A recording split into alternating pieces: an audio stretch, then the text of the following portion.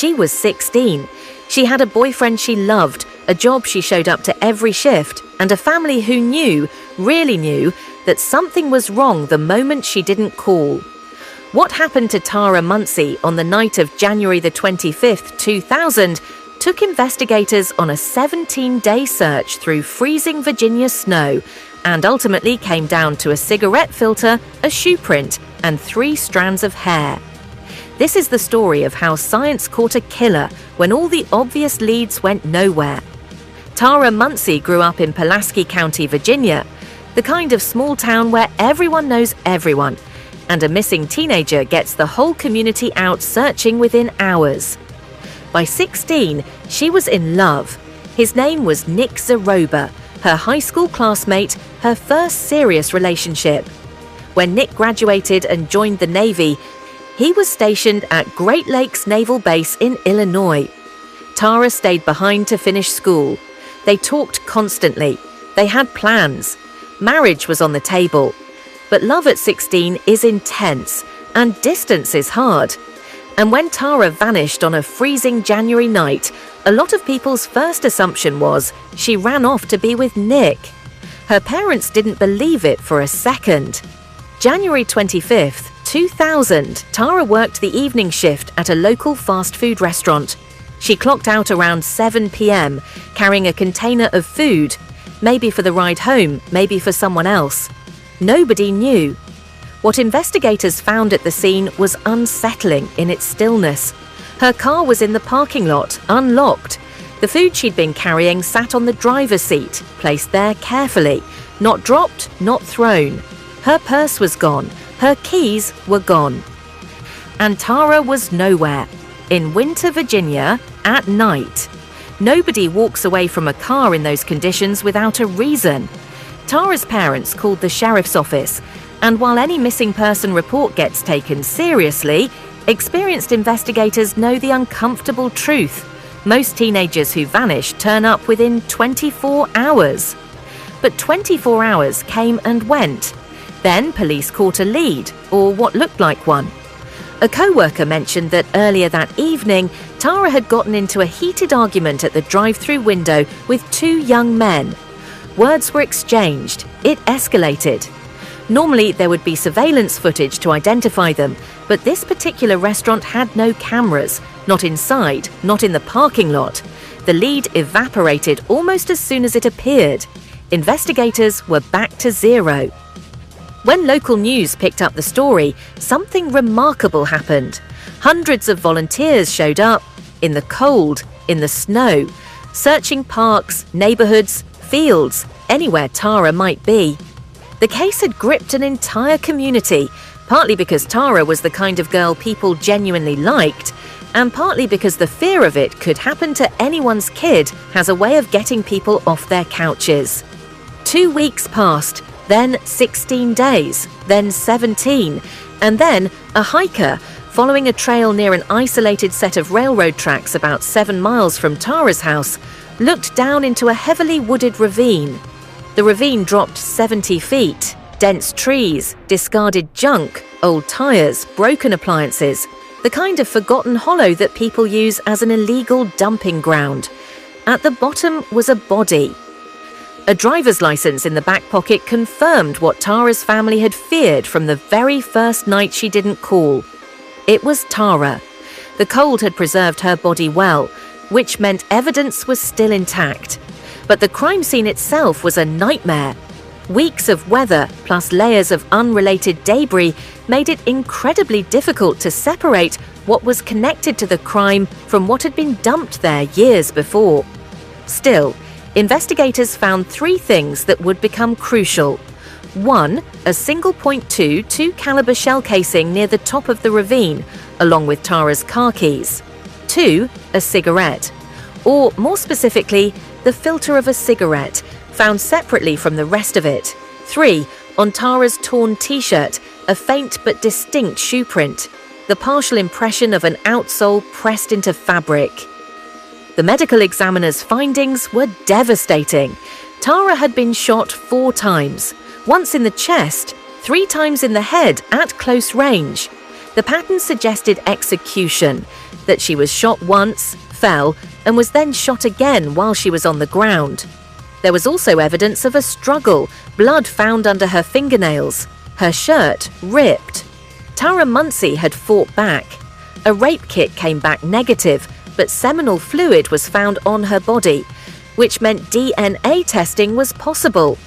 All biological evidence was sent to the lab immediately, and when ballistics came back on those bullets, investigators got an unusual break.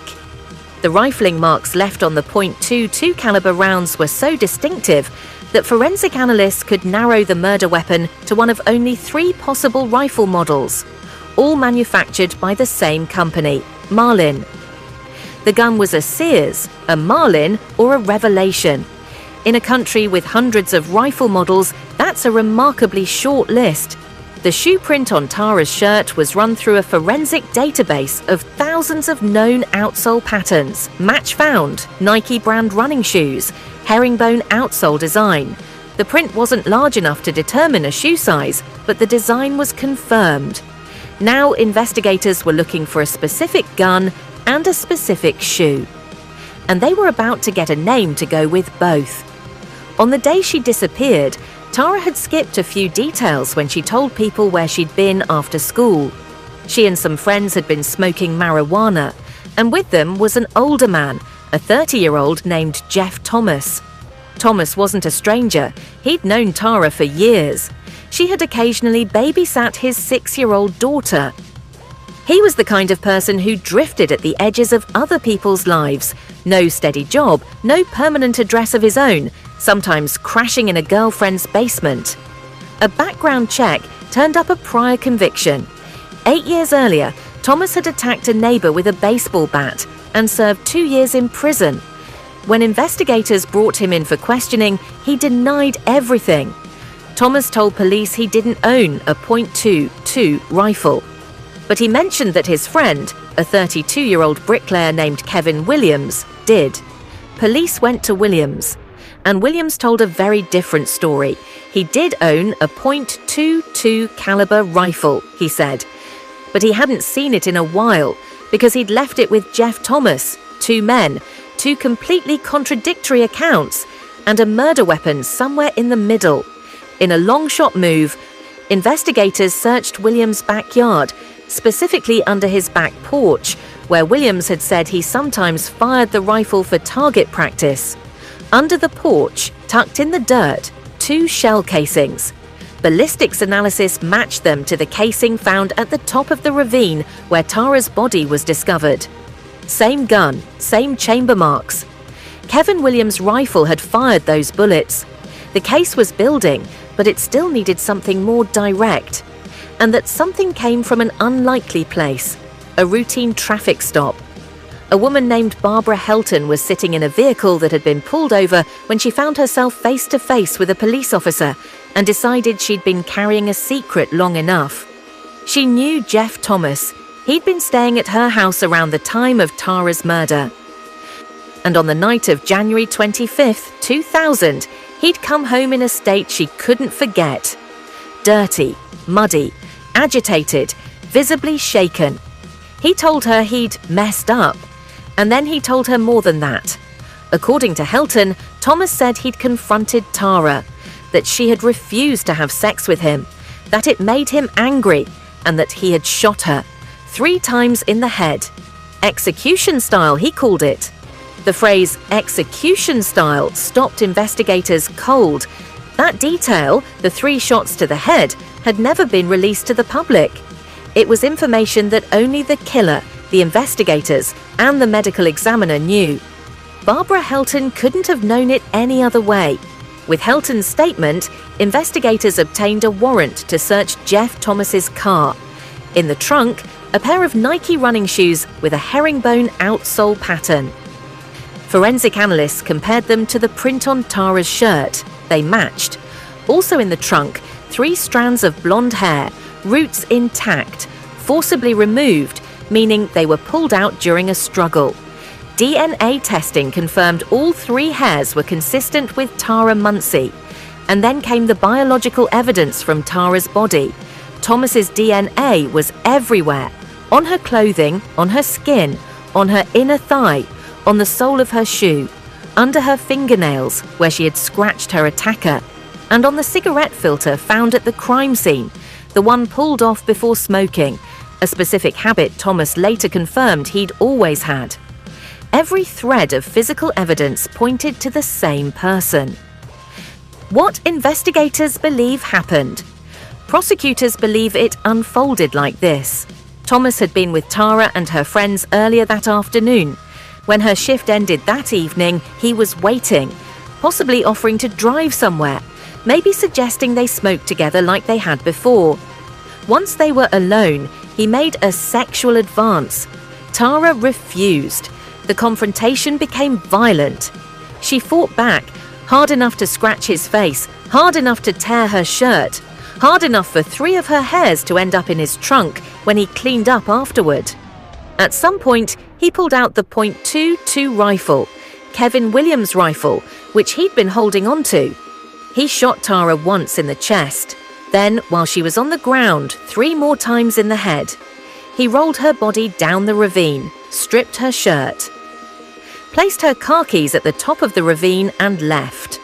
Then he smoked a cigarette, the way he always did, filter pulled off first, and he drove away. In March 2001, Jeff Thomas stood trial for the capital murder of Tara Muncy. He was convicted. The jury sentenced him to death. In an act that speaks volumes about who Tara's mother was, she opposed the sentence. She asked the court to commute it to life imprisonment instead. In 2002, the Virginia Supreme Court agreed. Thomas was sentenced to life without the possibility of parole. The rifle was never recovered. What solved this case wasn't a confession. It wasn't a witness who came forward right away. It was science. Patient, methodical, unforgiving science. A shoe print on a torn shirt, shell casings in a backyard, DNA in a car trunk. A cigarette filter no one else would have noticed. Tara Muncy was 16 years old. She should have driven home that night, eaten whatever was in that container, and gone to sleep. Instead, her case became a reminder that forensic evidence doesn't forget, even when killers think they've vanished into the dark. Don't forget to hit the like and subscribe button and leave a comment. See you in the next video.